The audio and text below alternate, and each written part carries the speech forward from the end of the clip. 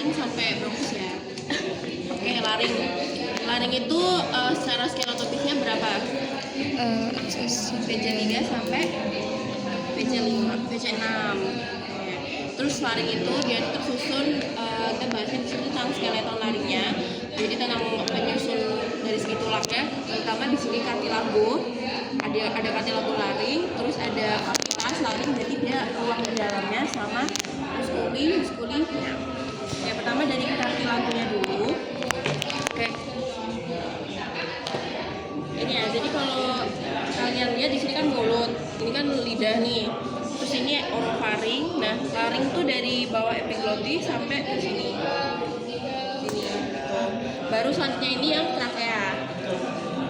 Nah, terus kartilago penyusunnya dia pertama dari paling besar di depan, jadi ada tiroid di ini kalau nggak salah tuh di sini, tapi dia kayak udah dipotong gitu.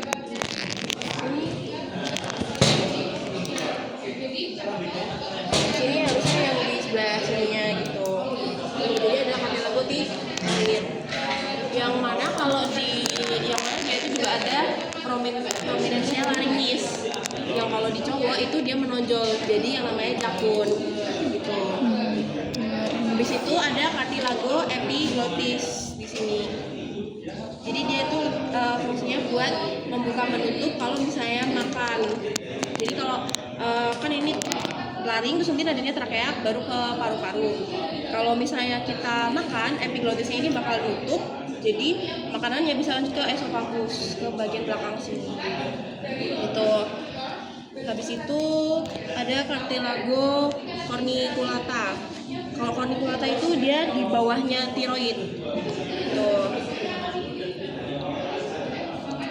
Kalau corniculata di cricoid itu di bawahnya tiroid di sininya. Ini itu adalah cartilago cricoid. Baru kalau kita lihat dari belakang, ini kan epiglotis nih. Di sini itu ada cartilago arytenoid yang bentuknya kayak segitiga, itu ada cartilago arytenoid. Baru di atasnya itu corniculata kecil.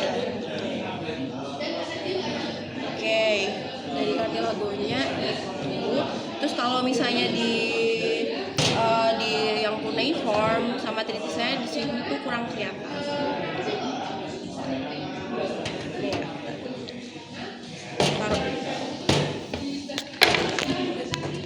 Itu kita bahas tentang kavitas laringis. Jadi kayak ruang-ruang yang ada dalam laring. Pertama dari epiglotis ini tadi, dia itu bakal membentuk pintu masuknya laring atau nama lainnya aditus laringis. Dan dari aditus laringis masuk, dia itu bakal ada pelipatan kayak gini. Pelipatan nama lainnya plika. Plika dia ada dua, ada yang plika vestibularis sama plika vocalis. Kalau vestibularis dia nama lainnya itu pita suara yang palsu. Kalau yang plika vocalis dia pita suara yang asli. Jadi dia berfungsi buat menghasilkan suara. Yang vestibularis tuh yang hijau di sini. Jadi dia tuh atasnya plika vocalis yang warna ungu. Gitu. Nah ini kalau kalian melihat dari segi kalau misalnya kalian masukin laringoskopi ke atas kelihatannya tuh kayak gini. Terus jarak antar lipatannya itu namanya rima, sesuai namanya juga. Jadi kalau misalnya jarak antar, kan ini dexter sinister nih, jadi antar plika vestibularis kanan kiri itu namanya rima vestibularis. Kalau antar plika vocalis kanan kiri namanya rima glottidis. Terus kita bahas ke muskuli laringis. Jadi muskuli laringis itu ada dua, secara garis besar ada dua, ada ekstrinsik sama intrinsik. Kalau ekstrinsik dia tuh konsepnya buat menggerakkan laringnya, kayak bisa naik atau turun tergantung misal saat kita menelan gitu. Nah, ekstrinsik itu patokannya dia itu satu perlekatannya di laringnya, satunya lagi di luar laring. Jadi ibaratnya yang di luar laring itu bakal ikut menggerakkan laringnya gitu loh. Gitu. Kalau intrinsik dia itu perlekatannya dua-duanya di laringnya. Jadi fungsinya buat lebih ke menggerakkan plika vokalisnya. Jadi biar bisa fungsi fonasi atau berbicara dan menghasilkan suara dan fungsi respirasi. Gitu.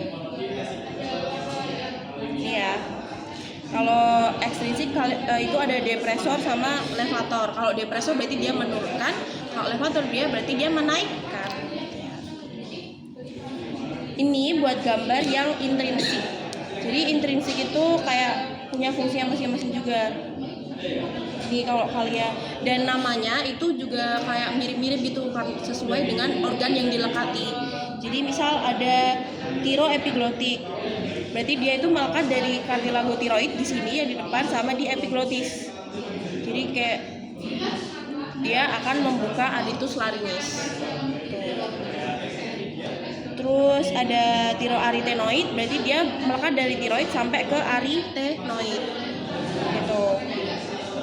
Terus di bawahnya ada musculus vocalis sama ada cricoarytenoid yang lateral. Kalau lateral itu di sini. Kalau yang terus ada juga yang arytenoid. Kalau arytenoid ada dua, ada yang transversal sama yang oblik gitu. Terus kalau cricotiroid berarti antara cricoidea sama tiroid. Ntar ya kita lihat videonya aja biar lebih jelasnya. Nih, ini kalau misalnya ada inhalasi, jadi buat pernafasan. Di sini yang berperan itu musculus cricoarytenoid yang posterior.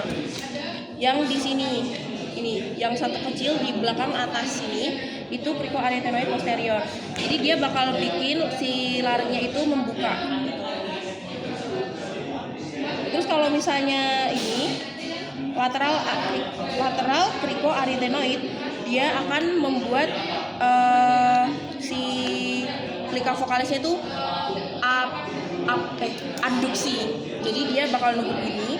Jadi space-nya ini kan bakal lebih kecil. Jadi bisa buat whispering atau bisik-bisik gitu. Terus lanjut, kalau misalnya dia ada peran dari musculus transversus sama obliquus arytenoid yang itu. Dia akan mengabduksi dan menggetarkan. Fungsinya buat fonasi atau menghasilkan suara gitu. Terus kalau ya, jadi dia mendekatkan terus bergetar. Terus ada tiroarytenoid sama vokalis. Ya, ini jadi kalau misalnya pita suaranya dipendekkan, dia akan menghasilkan nada yang lower pitch atau nada rendah kayak gitu.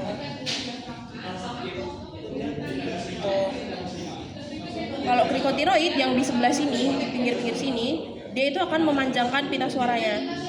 Jadi suaranya bakal nadanya tinggi kayak gitu. Ya gitu. Itu overall-nya.